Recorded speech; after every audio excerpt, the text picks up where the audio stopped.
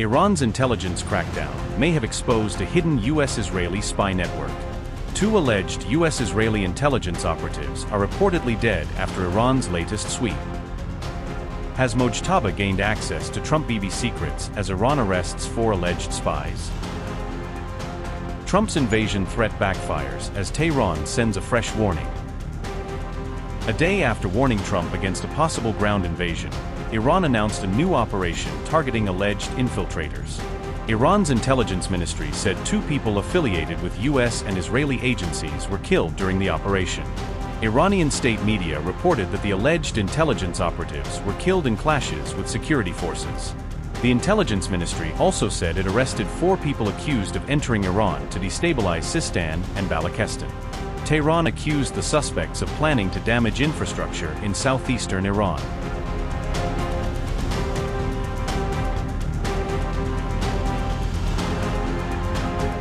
Iran's border chief claimed that any ground attack against Iran would be a delusional idea, arguing that an invasion force would face a heavily defended country with difficult terrain, substantial manpower, and layered military capabilities.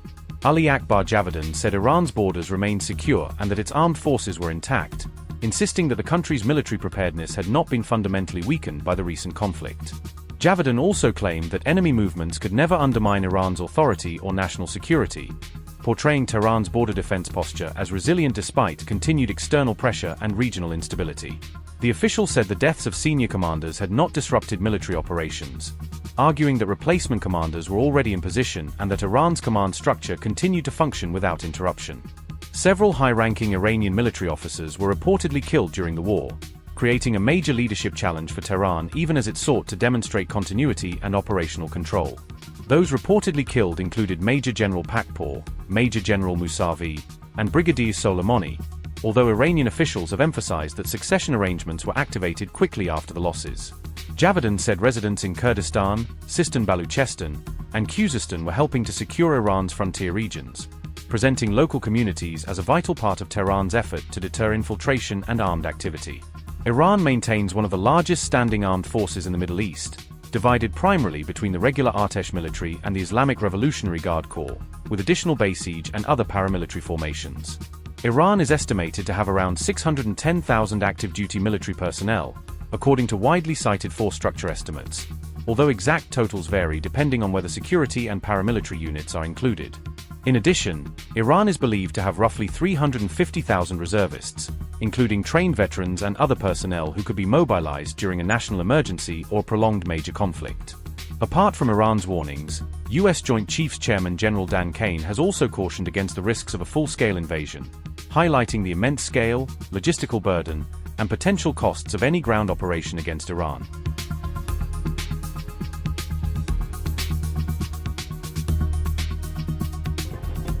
On August 8, Iranian President Masoud Pezeshkian said armed groups had tried to enter Iran during the 40-day conflict. According to Pezeshkian, these infiltration attempts were aimed at Iranian border posts across the northwest and southeast, apparently seeking to open new internal pressure points while Iran faced war outside its borders.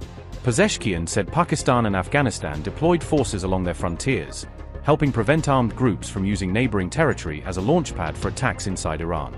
Both neighbors, he said, made clear that their soil could not be used to fuel instability in Iran, a message that gave Tehran a vital layer of border security during the conflict. On diplomacy, Pezeshkian called the United States untrustworthy, reflecting Tehran's continued suspicion after the conflict, but he did not close the door on future negotiations. The Iranian president argued that the current moment still offered the best opportunity for a deal, despite the deep mistrust between Tehran and Washington. These comments come as Pakistan's role between Washington and Tehran has become far more complicated. Pakistan had earlier helped broker the April ceasefire and hosted direct US-Iran talks in Islamabad, the highest-level face-to-face engagement between the two sides since 1979. However, Pakistan has now joined Saudi Arabia and Turkey in the Mecca Joint Defense Pact, a move that has triggered unease among Iranian hardliners despite Islamabad's mediation role. The agreement treats an armed attack on any one of its 3 members as an attack on all, creating a collective defense commitment just as regional tensions remain high.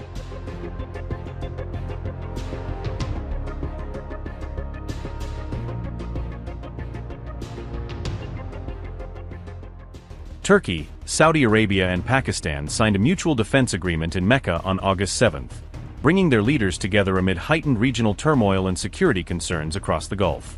The pact unites three major Sunni Muslim powers that each retain important, though very different, relationships with the United States, combining Saudi financial influence, Turkish military-industrial capacity, and Pakistan's armed forces. Notably, none of the three states maintains full diplomatic relations with Israel, creating a rare security grouping of US-linked powers that remains politically separate from Washington's closest Middle Eastern partner.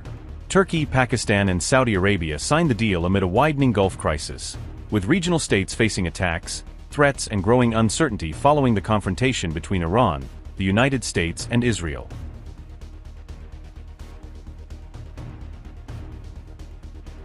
Turkey brings NATO's second-largest military by personnel.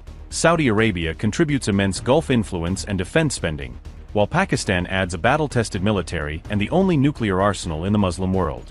Riyadh has been seeking to deepen security cooperation with key partners as it looks for stronger deterrence and more reliable regional arrangements beyond traditional dependence on Washington.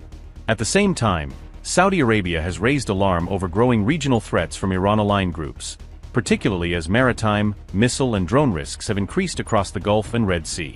However, the full text and operational details of the agreement were not immediately released, leaving open major questions about joint command, deployment obligations, intelligence sharing, and the exact meaning of mutual defense.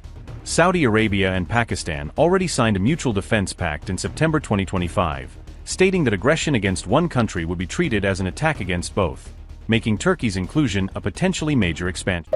Upgrade your news experience with the all-new HT app. Download now.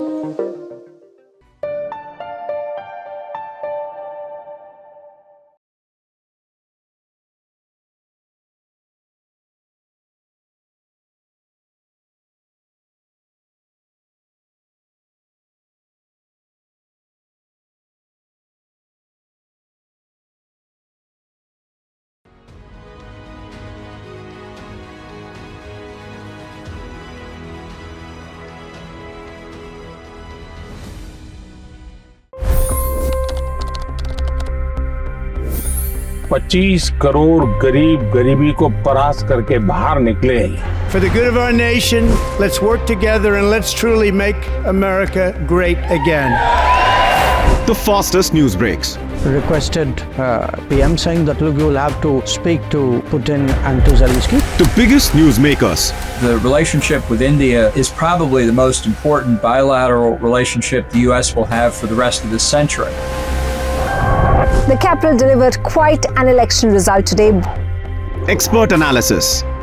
The million-dollar question today is how to stop this dance of death. Ground reports.